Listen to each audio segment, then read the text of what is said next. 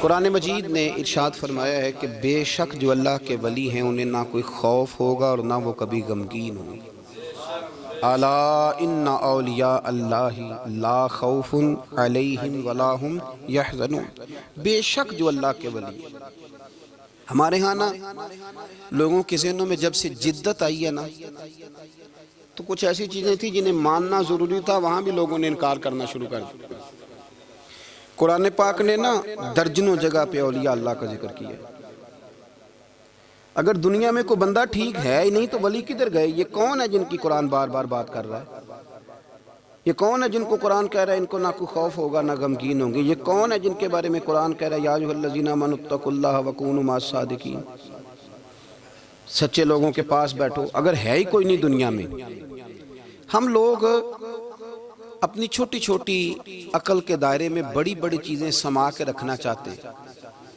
اس امت میں جو اللہ نے اس امت کو کمال دیا ہے اس میں ایک کمال یہ ہے کہ اس امت میں اللہ کے ولی ہمیشہ موجود رہے، ہمیشہ۔ یہ بات لکھ لیں، یہ بات لکھ لیں۔ یہ الگ بات ہے کہ پروفیسر کا بیٹا بھی کئی دفعہ ان پڑھ رہ جاتا ہے، باقی سارے لوگ آ کے اس سے فیض یاب ہو جاتے ہیں، وہ کہتا ہے مجھے پتہ ہے ابے کا ابا کیا ہے۔ یہ بات الگ ہے۔ کئی دفعہ بڑے بڑے لوگ محدثین کے بیٹے ان پڑھ رہ جاتے ہیں اس لیے کہ سمجھ ہی نہیں پاتے چیزوں کو۔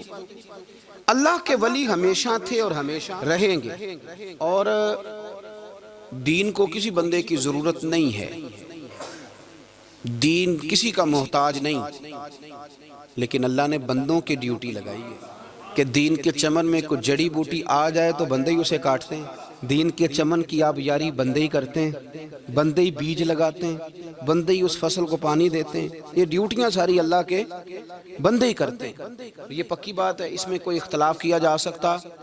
حضرت غوث پاک جیلانی شیخ عبد القادر رضی اللہ تعالی، غوث اعظم درمیان اولیاء چو محمد درمیان انبیاء۔ غوث اعظم کا ولیوں میں وہی مقام ہے جو نبیوں میں رسول کریم کا مقام ہے۔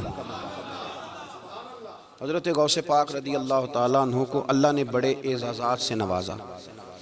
ایک اعزاز اللہ نے یہ دیا کہ ماں کی طرف سے حسینی ہیں، باپ کی طرف سے حسنی سید، نانا بھی اللہ کے ولی، دادا بھی اللہ کے ولی، پھپھی بھی اللہ کی بہت بڑی ولی ہے، بہت بڑی ولی۔ والد گرامی، آپ نے وہ سیب والا واقعہ تو بڑا ہی سنا ہوا ہے، اس طرف تو میں نہیں جاتا۔ ماں بھی اللہ کی بہت بڑی ولی ہے۔ یہ اللہ نا اسباب بناتا ہے، خود ماحول بناتا ہے۔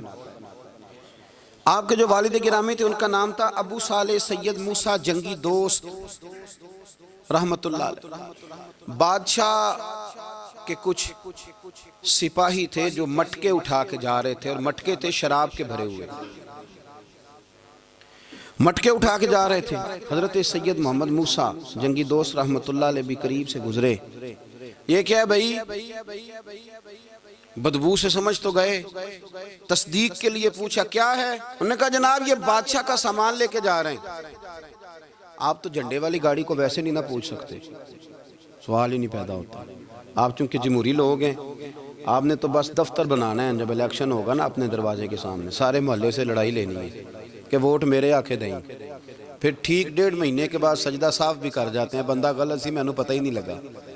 تو یہ پہلے سوچنا تو تھوڑا سا ایسے ہی بلا وجہ الیکشن تو روز کبھی کبھی آئے گا، تو ہم نے ایک جگہ تو روز رہنا، ایک دوسروں سے جھگڑے کرنا اور معاذ اللہ تعالیٰ غیبتیں کرنا، عزتیں اچھالنا، یہ مسلمان کا شیوا نہیں ہے۔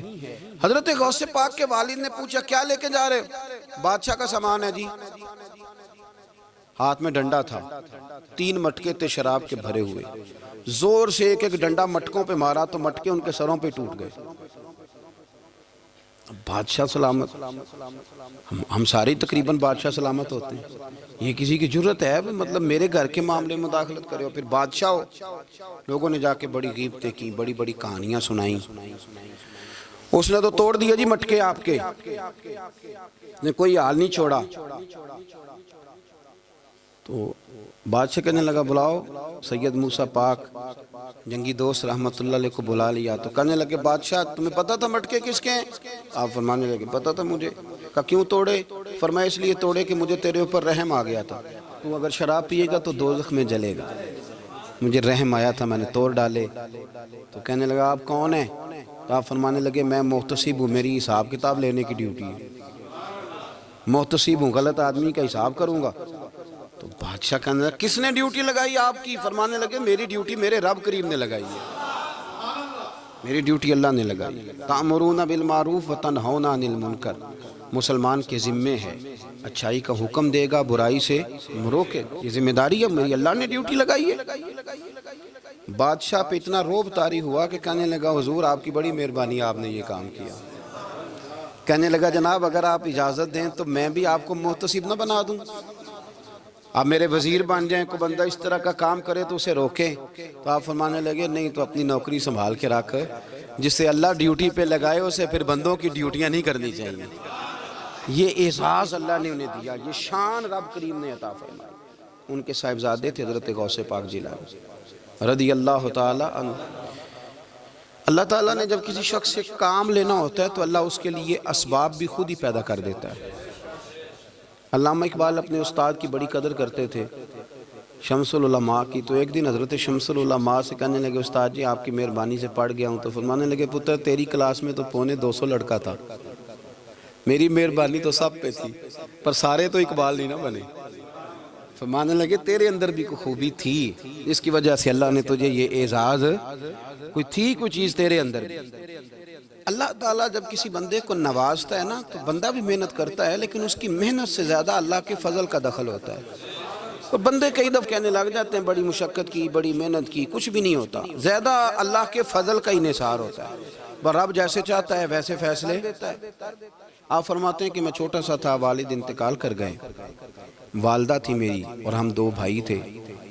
فرماتے ہیں بچے کھیلنے کے لیے نکلے تو میں بھی ان کے پیچھے کھیلنے نکل گیا۔ ایک بیل بچوں کے قابو آ گیا، تو بچوں کے قابو کو چیز آ جائے تو پھر وہ اس کا جو حال ہوتا ہے وہ تو ہمیں پتہ ہی، ہم سارے بچے رہ چکے ہیں۔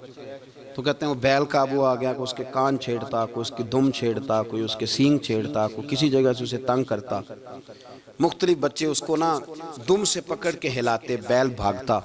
حضور غوث پاک فرماتے میں بھی آگے بڑھا، اور میں نے جب اس کی دم پکڑ کے ہلائی تو بیل نے میری طرف منہ کیا اور کہنے لگا عبد القادر تو نانا ایسے کر، بول کے کہنے لگا تو نانا ایسے کر، تجھے رب نے ان کاموں کے لیے پیدا نہیں فرمایا۔ آپ فرماتے مجھے اتنا خوف طاری ہوا، بیل کو بولتے دیکھا تھا پہلی دفعہ، بیل کو۔ اب میرے سنی کو بھی دلیلوں کی ضرورت ہوتی ہے، دلیل نہ دیں، کسی بزرگ کی بات سنائیں تو سنی بھی تھوڑا تھوڑا دائیں بائیں دیکھتا ہے۔ یہ شور ایسا ہوا ہے نا، پراپوگنڈا ایسا ہے۔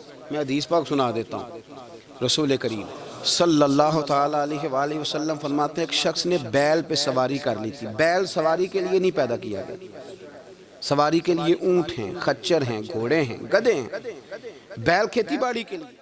اس شخص نے جب بیل پہ سواری کی تو بیل پیچھے مڑ کے دیکھنے لگا اور کہنے لگا یار تو بڑا بیوقوف ہے، بول کے کہنے لگا مجھے اللہ نے سواری کے لیے نہیں پیدا کیا، میرے سے وہ کام لے جس لیے میں پیدا کیا گیا ہوں۔ تو بندہ ڈر گیا، کہنے لگا بڑی حیرانگی والی بات نہیں کہ بیل بولتا ہے، تو بیل پھر بول پڑا۔ کہنے لگا اس سے بھی زیادہ حیرانگی والی بات ہے۔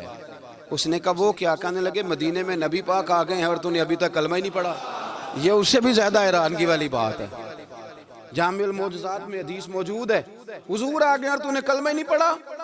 وہ شخص کہتا ہے میں سر پٹ دورا، جب آ کے سامنے کھڑا ہوا تو حضور مسکرائے، فرمایا آ جا پڑھ لے کلمہ، مجھے پتا ہے تجھے کس نے بھیجا ہے۔ اللہ والوں کی باتیں مان لیا کریں، میں بڑی ذمہ داری سے کہتا ہوں رب کریم کے کوئی بندوں کی بات کتاب و سنت کے خلاف نہیں ہوتی، وہی تو کتاب و سنت آگے پہنچانے والے ہوتے۔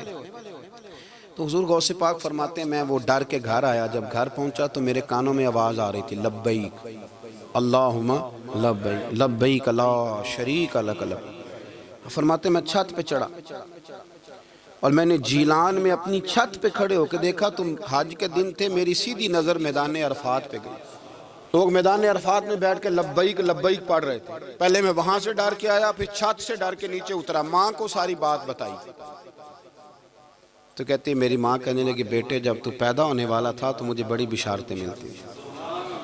فرماتے ہیں ماں نے نا کھولا بکسا صندوق تو 80 دینار نکالے، فرمایا پتر تم 2 بھائی ہو اور تمہارا باپ کل جاگیر 80 دینار چھوڑ گیا، 80 40 تمہارے 40 تمہارے بھائی کے۔ فرمایا بیٹا ایک بات کا خیال رکھنا، میں عورت ہوں، تمہارا باپ کوئی نہیں، بھائی چھوٹا ہے، میں پیچھے نہیں آ سکتا، یہ 40 دینار لے جا اور جا بغداد چلا جا کے تعلیم حاصل کر. بیٹے میں پہنچ نہیں سکتی، خیال رکھنا. غوث پاک فرماتے ہیں 12 سال میں نے تعلیم حاصل کی یارو، میں نے پتے بھی کھائے. اور خود آپ کا فرمان موجود ہے، فرماتے ہیں ایسی سختیاں بھی دیکھیں، ایسی سختیاں بھی دیکھیں کہ پتھروں اور پہاڑوں پہ گزرتی تو شاید پگھل جاتے، لیکن میں نے اپنے نبی کا دین پڑھا. اب تو پیر کے گھر میں جو پیدا ہوتا ہے وہ علم لدنی والا ہوتا ہے. میں تو صاحب دا پتر ہے، او خدا کے بندے صبر کر. اگر غوث پاک حسنی حسینی سید ہو کے باقاعدہ پھٹی پہ بیٹھ کے پڑھتے ہیں، تو کس پیر کا مرید ہو گیا جسے علم ہی کوئی نہیں، جو جاہل آدمی ہے؟ یہ ضروری ہے، علوم دینیاں ضروری ہیں، اس کے بغیر کام نہیں چلتا. اور غوث پاک رضی اللہ تعالیٰ عنہ کی آپ پوری زندگی پڑھ کے دیکھ لیں. غوث پاک تمام اولیاء کے امام ہیں ساری زندگی. غوث اعظم سے کسی نے پوچھا آپ نے سب سے زیادہ دین کا کام کس طرح کیا، تو فرماتے ہیں تقریر کے ذریعے. اب تقریر کرنے والا مولوی ہوتا ہے اور تویز دینے والا سبحان اللہ. غوث پاک رضی اللہ تعالیٰ عنہ فرماتے ہیں میں نے دین کا سارا کام کس ذریعے سے کیا ہے. ہفتے میں 3 جلسے کرتے تھے اور 70 ہزار کا مجمع ہوتا تھا اور بغیر لاؤڈ سپیکر کے تقریریں ہوتی تھیں. اور فرماتے ہیں جیسی سمجھ پہلے بندے کو آتی تھی ویسی آخری والے کو آتی تھی. لوگوں نے کہا حضور یہ کرم کیسے ہوا؟ فرمانے لگے میں نے جب تعلیم حاصل کر لی تو بولنا آتا ہی نہیں تھا، تو میں بڑا پریشان ایک دن سو گیا تو خواب میں رسول کریم کا دیدار نصیب ہوا. فرمایا تیری تو واز کیا کر، تیرے واز سے لوگوں کو فائدہ ہوگا. یا رسول اللہ میں اجمی بندہ ہوں، لوگوں کے سامنے کیسے بات کروں گا؟ تو حضور نے فرمایا منہ کھولنا ذرا. کہتے میں نے منہ کھولا تو محبوب نے 7 دفعہ لعاب دہن ڈالا میرے منہ میں. آپ فرماتے ہیں پھر بولتا میں تھا، اثر کوئی اور پیدا کر دیتا.